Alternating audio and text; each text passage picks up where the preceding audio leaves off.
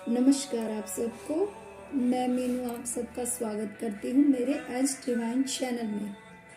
आज मैं आप सबके सामने जो टॉपिक लेके आई हूँ वो है ईश्वर का न्याय। लेकिन उससे पहले आप सबको थैंक यू, जो भी लोग मुझे सपोर्ट करते हैं, मेरा वीडियो देखते हैं। और आप सबसे रिक्वेस्ट है कि आप लोग जो भी मुझसे नए जुड़े हैं, मेरे वो फर्स्ट वीडियोस को देखें, मतलब वहाँ से शुरुआत करें। वहाँ से आप शुरू करेंगे तो आपको हर चीज़ का जवाब मिलता जाएगा धीरे धीरे, क्योंकि मेरे सभी वीडियो एक दूसरे से जुड़े हुए होते हैं। तो इसीलिए जो लोग मुझसे नए जुड़े हैं वो मेरे फर्स्ट वीडियो से शुरुआत करें, फर्स्ट वीडियो से देखना शुरू करें। अच्छा, मैं आज आपको एक कहानी सुनाऊंगी। मैंने ये कहानी कहीं से पढ़ी थी। सबसे पहले आप एक कहानी सुनिए, उसके बाद हम आगे आएंगे। हो सकता है थोड़ा लंबा टॉपिक हो जाए, पर इट्स ओके, चलेगा। तो आज ये कहानी मैं आपको सुना रही हूँ। 3 लोग जब इस दुनिया को छोड़ गए, उस दुनिया में गए, और वो लोग जब ये उम्मीद करके जाते हैं कि हमें तो स्वर्ग मिलेगा, हमने बहुत अच्छे कर्म किए हैं, तो ये समझिए वो स्वर्ग के दरवाजे के सामने खड़े थे तीनों। उनमें से एक राजा था, और एक पंडित था, पूजा पाठ करवाता था, और एक मजदूर था। तीनों की आत्मा जब उस दरवाजे के बाहर खड़ी थी तो राजा को तो खुद पे बहुत घमंड हुआ। उसने जब उसका नाम बोला गया तो उनको लगा कि भाई मैं तो राजा हूँ, मैं तो पक्का स्वर्ग में जाऊँगा। तो जो वहाँ पे पहरेदार था उसने कहा, नहीं, आपका नंबर नहीं है स्वर्ग के लिए, अंदर एंट्री नहीं है आपकी। तो उसने कहा, मैंने तो बहुत बड़े बड़े काम किए हैं, लोगों की भलाई की है, मैं राजा हूँ, मैंने तो बहुत अच्छे अच्छे काम किए नीचे धरती पे रहकर। तो उन्होंने कहा, हाँ, आपने अच्छे काम किए होंगे, लेकिन जो भी काम आपने किए वो अपने स्वार्थ की पूर्ति के लिए किए। और स्वार्थ की पूर्ति के लिए राजा का क्वेश्चन था, कैसे मैंने अपनी स्वार्थ की पूर्ति की? तो उसने कहा, तुमने अपने राज्य की सीमाओं को बढ़ाने के लिए कितने ही अनगिनत बेचारे जिनका कोई दोष ही नहीं था उन लोगों को मार दिया, और अपने राज्य की सीमाएं तुमने बढ़ा दी। तो राजा को भी एंट्री नहीं मिली स्वर्ग के अंदर। अब बारी आई दूसरे पंडित जी की। तो पंडित जी ने कहा कि मुझे तो पक्का एंट्री मिलेगी, मैं तो हर टाइम पूजा पाठ भगवान का नाम लेता रहता था। तो अब उस पहरेदार ने मना कर दिया, नहीं, आप भी अंदर नहीं जाएंगे। पंडित जी को बड़ा सदमा लगा। पंडित जी बोले, मैं क्यों नहीं अंदर जा सकता, क्या वजह है, मैं तो हर टाइम भगवान का नाम लेता था। तो पहरेदार ने उन्हें जवाब दिया कि आपने दुनिया को तो शिक्षा दी, आपने दुनिया को तो सिखाया, लेकिन आपने खुद ही उन चीजों पे अमल नहीं किया। आपने अमल नहीं किया तो आप कैसे अंदर जा सकते हैं? अब उसकी भी एंट्री नहीं हुई। अब तीसरा नंबर आया मजदूर का। मजदूर ये सोचे कि जब राजा का नंबर अंदर स्वर्ग में जाने का नहीं है, पंडित जी का जाने का नहीं है, तो मैंने तो अपनी जिंदगी में कोई भी अच्छा काम नहीं किया, तो मैं कैसे अंदर जा सकता हूँ? तो जब मजदूर का नाम लिया गया तो पहरेदार ने कहा, तुम अंदर आओ, तुम्हारा स्वागत है स्वर्ग के अंदर। तो उसको हैरानी हुई मजदूर को। मजदूर ने कहा, मैं कैसे अंदर आ सकता हूँ, मैंने तो अपनी जिंदगी में कोई भी ऐसा काम नहीं किया। तो पहरेदार ने जवाब दिया कि तुमने भले ही अपनी जिंदगी में कुछ भी तुम ना कर पाए क्योंकि तुम खुद गरीब थे, पर एक बार तुम रोटी खा रहे थे और तुम्हारे सामने एक कुत्ता आ गया, तुमने उस कुत्ते को अपनी रोटी में से आधी रोटी उस कुत्ते को दे दी, जिसकी वजह से तुम्हारे लिए ये स्वर्ग के दरवाजे खुल गए। तो मजदूर को अंदर स्वर्ग में ले लिया गया। तो देखिए, ये कहानी बताने का मेरा एक ही मकसद था आप सबको। ये कहानी मैंने कहीं से पढ़ी थी और मुझे ये बहुत अच्छी लगी, तो मुझे लगा आप लोगों को ये बतानी ज़रूरी है। हम आज जिस समाज में रहते हैं, हम आज जो कर रहे हैं, हम ज़्यादातर दिखावे के लिए कर रहे हैं। हम दान पुण्य भी करेंगे, किसी की मदद भी करेंगे, तो हम दिखावे के लिए ही करते हैं। आप लोग नोटिस कीजिएगा ये। देखिए, जो भी कर्म हम निस्वार्थ भाव से किसी के लिए करते हैं, किसी की हमें मदद करनी है, चाहे वो हमारा रिश्तेदार हो, कोई भी गरीब इंसान हो, कोई भी हो, हमें अगर ये उम्मीद करके हम करते हैं कि हम इसके लिए कर रहे हैं और ये हमारे लिए करेगा, यकीन मानिए उससे अच्छा है कि आप करिए ही मत, मदद मत कीजिए किसी की भी, किसी को दान पुण्य दीजिए ही मत। क्योंकि वो चीजें अगर आपने रिटर्न की, ये सोच लिया ना कि मुझे बदले में मिलेगा, रिटर्न मिलेगा, ये सामने वाला मेरी करेगा, वो किसी भी खाते में नहीं आएगी वो मदद। वो बल्कि हम अपने लिए ही गड्ढा खोद रहे हैं। तो मैं इस कहानी से आपको सिर्फ यही समझाना चाहती थी।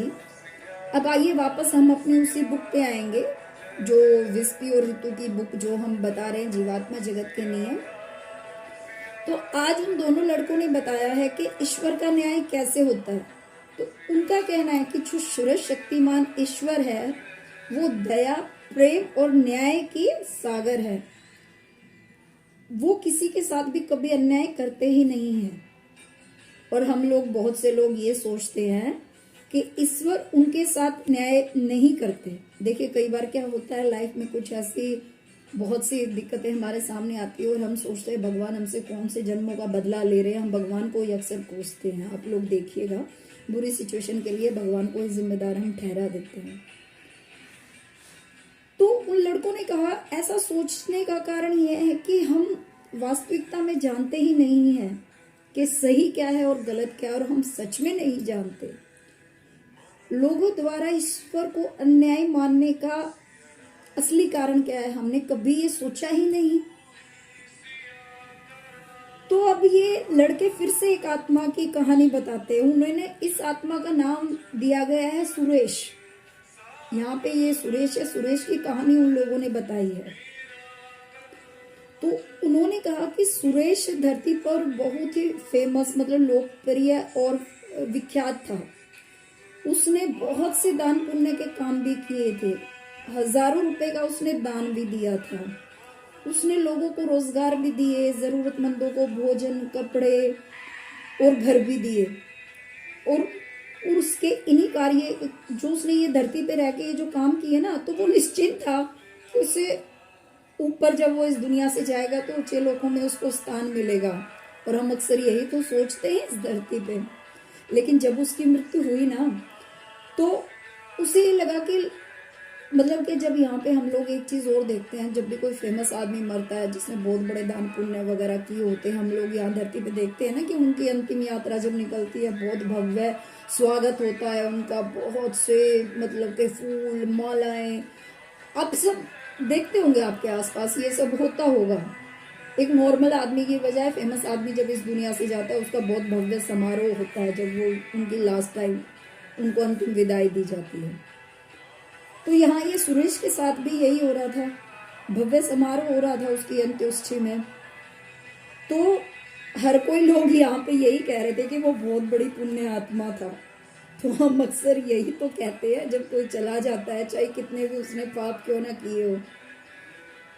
तो देखिए वो इतना फेमस था कि उसकी एक मूर्ति भी बनाई गई। कई बार हम लोग देखते भी, बड़े बड़े लोगों की मूर्तियां बनती है,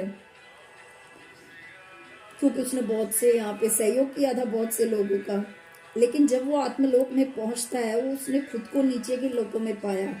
लोग 7 तरह के हैं। वो जिन लोगों को ये समझ में ना आए, वो मेरा लोको वाला वीडियो देख ले। 7 लोक वाला वीडियो जो है वो मैंने बनाया हुआ है पहले। आप लोग 7 लोकों वाला वीडियो जरूर देखिएगा, आप लोगों को समझ आ जाएगा 1 से लेके 7 लोक कितने हैं और कैसे कैसे वो लोक है, आपको सब पता चल जाएगा। तो देखिए वहां पे क्या हुआ कि जब सुरेश ने खुद को नीचे के लोकों में पाया तो उसको बहुत गुस्सा आया। उसने चिल्ला कर कहा कि ये ईश्वर आपका कैसा न्याय है, मैंने तो बहुत दान पुण्य किए, धरती पर लोगों का बहुत भला किया, लोग मुझे आज धरती पर पूजते भी हैं, और मैं नरक में क्यों हूं। भाई उसे तो गुस्सा आना ही था, क्योंकि धरती पे सबने उसकी बात माननी थी, वहां पे कोई नहीं मानता बातें। हमें कभी ये वहम हो कि यहाँ पे हमारे सब बात मानते हैं, हम परिवार में, समाज में बहुत पॉपुलर है, ऑर्डर चलाते हैं, वहां पे कोई ऑर्डर नहीं चलेंगे। आप समझिए इस बात को। तो उसने क्या किया, तो उसको क्या हुआ, जब सुरेश ने खुद को निम्न लोकों में पाया तो उसने कहा कि यही भगवान का न्याय है। क्या भगवान इसी तरह न्याय करते हैं? तो भगवान तो बहुत निर्दयी है, वह क्रूर है। वो इस तरह चिल्लाने लगा। तो वहां पे देखिए, उसको देखकर बहुत सी भली आत्माएं उसके पास आई। देखिए, आत्मा को इस तरह गुस्सा भी आता है जब वो खुद को ये देखती है कि मैंने तो बहुत अच्छा काम किया, सब कुछ वेस्ट हो गया। हम यही तो सोचते हैं ना। तो उसके बाद जब वो भली आत्माएं आई तो उन्होंने, सुरेश ने पूछा कि ऐसे क्या कारण है कि मैं आज इस स्थिति में हूँ? मैंने तो बहुत दान पुण्य किया करता था, मैं तो उसके पीछे का उद्देश्य क्या था भाई, ऐसा क्यों हुआ मेरे साथ? तो उन भली आत्माओं ने उसको समझाया कि तुमने जो भी दान पुण्य किया था, तुमने कभी भी उसे निस्वार्थ भाव से नहीं किया। तुमने हमेशा उसके पीछे का उद्देश्य क्या था, तुम वो सोचो। फिर सुरेश ने कहा कि मैंने यह सब इसलिए किया ताकि मैं स्वर्ग चला जाऊं, लेकिन देखिए मैं कहाँ हूँ। तो जो भली आत्माएं थी उन्होंने उसे समझाया, तुमने जो भी किया वह निस्वार्थ होकर नहीं किया, इसीलिए तुम आज यहाँ पे हो। तुमने सोचा कि तुम दान पुण्य करके स्वर्ग पहुँच जाओगे।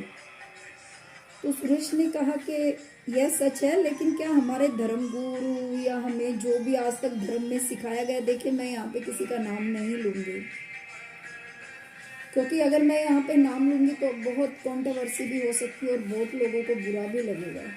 पर आप लोग समझदार लोग हैं, समाज में उठते बैठते हैं, तो आप लोग समझ जाइए कि आज तक हमें जो रास्ता दिखाया गया ना, उसमें बहुत से भ्रम पैदा कर दिए गए और उन भ्रम की वजह से हम लोग हमेशा भटकते रहे हैं। ये सत्य है। तो उन्होंने कहा, कुछ लोगों का नाम लिया उन्होंने कि भाई उन्होंने तो हमें यही कहा था, दान पुण्य करो तो आप लोग स्वर्ग में जाओगे, खाना खिलाओ, लोगों को कपड़े दान करो, रोजगार दो, तो तुम्हें स्वर्ग में स्थान मिलेगा। तो क्या उन्होंने मुझे मूर्ख बनाया? अब ये सुरेश कहता है वहां पे। तो उन भली आत्माओं ने सुरेश को समझाया कि जो सर्वशक्तिमान ईश्वर है ना, उनके साथ कोई कभी धोखा कर ही नहीं सकता। धोखा तो खुद ही तुमने अपने साथ किया है। देखिए, उन्होंने सुरेश को यही कहा कि देखिए, ईश्वर ने किसी के साथ धोखा नहीं किया, बल्कि तुमने खुद ही अपने साथ धोखा किया कि इस वहम को पाल लिया कि भाई जो भी मैं दान पुण्य करूंगा, यहाँ करूंगा तो स्वर्ग में मुझे स्थान मिल जाएगा। लेकिन जो भी दान पुण्य, तो उन भली आत्माओं ने कहा, तुमने जो भी दान पुण्य किया है, तुम्हारा जो भी स्वार्थपूर्ण उद्देश्य था, उसमें कभी प्रेम तो था ही नहीं। तुमने जो भी किया अपने उद्देश्य की पूर्ति के लिए किया। तुमने तो ईश्वर को भी रिश्वत देनी चाहिए। हम ऐसा ही तो करते हैं, हम भी तो यही करते हैं, भगवान जी हमारा ये काम करवा दो, हम इतने का प्रसाद बांटेंगे, इतने के लड्डू चढ़ाएंगे, या हम 11,000 का दान पुण्य मंदिर में कर देंगे या वहां कर देंगे। हम लोग ऐसा ही तो करते हैं। तो इस पर वो सुरेश और क्रोधित हो गया। तो उसने यही कहा, मेरे साथ तो बहुत बड़ा अन्याय हो गया।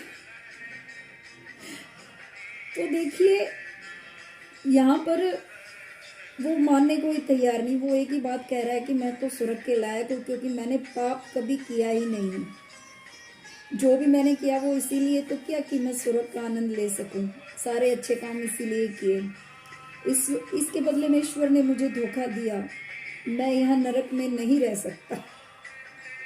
ऐसे निमन लोकों में आकर उसे धक्का लगा। ठीक से सोच भी नहीं पा रहा था वो उस टाइम। उसने जो भी आज तक उसको सिखाया गया था, वो उन लोगों को अब बुरा भला बोलने लग गया, क्योंकि जो उन लोगों ने बोला था वो तो गलत साबित हो गया।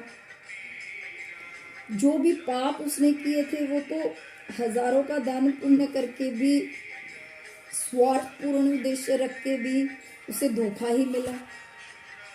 वो तो ये सोचता था ना कि हम लोग ये दान पुण्य कर रहे हैं तो हमें स्वर्ग मिलेगा। देखिए, मैं अब आप सबको एक ही चीज़ बोलूँगी, आप लोग कितना भी दान कीजिए, कोई फर्क नहीं पड़ता। अगर हम पाप कर रहे हैं ना, और अंदर से दूसरों के लिए बुरा सोच रहे हैं, और ये सोचते सामने वाले को पता नहीं चलेगा, तो कभी भी इस वहम में मत रहिएगा। जिन तक भी मेरी आवाज़ पहुँच रही है, हमें हमारे पापों का फल भोगना ही पड़ेगा। लेकिन जब आपको ये लगे कि भाई अब जब तक आप सच्चे मन से पश्चाताप नहीं करते, चाहे जैसे भी हो, जिसका आपने नुकसान किया है उसकी भरपाई नहीं करते, तो अपने पापों को आप धो नहीं सकते।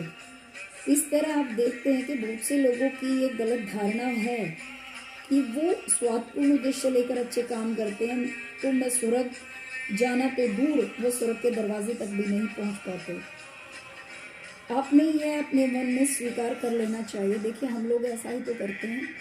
हम लोग क्या करते हैं, गंगा स्नान कराएंगे, कुरुक्षेत्र में स्नान कराएंगे, कितने भी पाप कर लेंगे। हमें ये लगता है कि ये करने से हमारे पाप धुल जाएंगे। पहले तो यही कहते थे ना, पर सच्चाई तो यही है कि अगर गलत कर्म करेंगे तो सज़ा तो ज़रूर मिलेगी, क्योंकि हम किससे छुपा रहे हैं, उस परमात्मा से या अपनी आत्मा से। एक बार अपनी आत्मा की आवाज़ सुन के देखिए, आपको खुद ब खुद पता चल जाएगा हमने ज़िंदगी में गलतियाँ कहाँ कहाँ की हैं। और अब हमसे गलतियाँ हो भी गई हैं तो सच्चे मन से पश्चाताप कीजिए और आगे वो चीज़ दोबारा ना रिपीट हो, ये कोशिश करके देखिए। और सच्चे मन से भगवान से प्रार्थना कीजिए कि भगवान, हमसे हो गया जो हो गया, पर आगे हम कोशिश करेंगे अच्छे रास्ते पे चलें। तो देखिए, भगवान हमें इतनी शक्ति ज़रूर देते हैं कि हम उस रास्ते पर चल पाएं। और आगे क्या होगा, अब जो गलत हो गया, देखिए वो तो कार्मिक बन के हमारे सामने ज़रूर आएगा, वो कर्मा तो बैलेंस डेफिनेटली होगा। देखिए, वीडियो लंबा हो चुका है। मैंने आपको आज एक इन दो भाइयों की कहानी जो उन्होंने आत्मलोक में किसी के बारे में सुनाई थी वो बताई, और एक कहानी मैंने खुद अपने पास से आपको बताई जो मैंने कहीं पढ़ी थी। और इन कहानियों से आप ये भी ज़रूर समझ पाए होंगे कि दान पुण्य का उद्देश्य क्या होना चाहिए। मतलब उद्देश्य होना ही नहीं चाहिए दान पुण्य का, तो मैं यही कहूँगी, बस निस्वार्थ भाव से अगर किसी की मदद करते हो तो कर दीजिए। अगर वाहवाही के लिए करना चाहते हो तो बेशक मत कीजिए, अपने पास ही रखिए इन सब चीज़ों को। ओम नमः शिवाय, जय श्री राम। आप सब खुश रहें।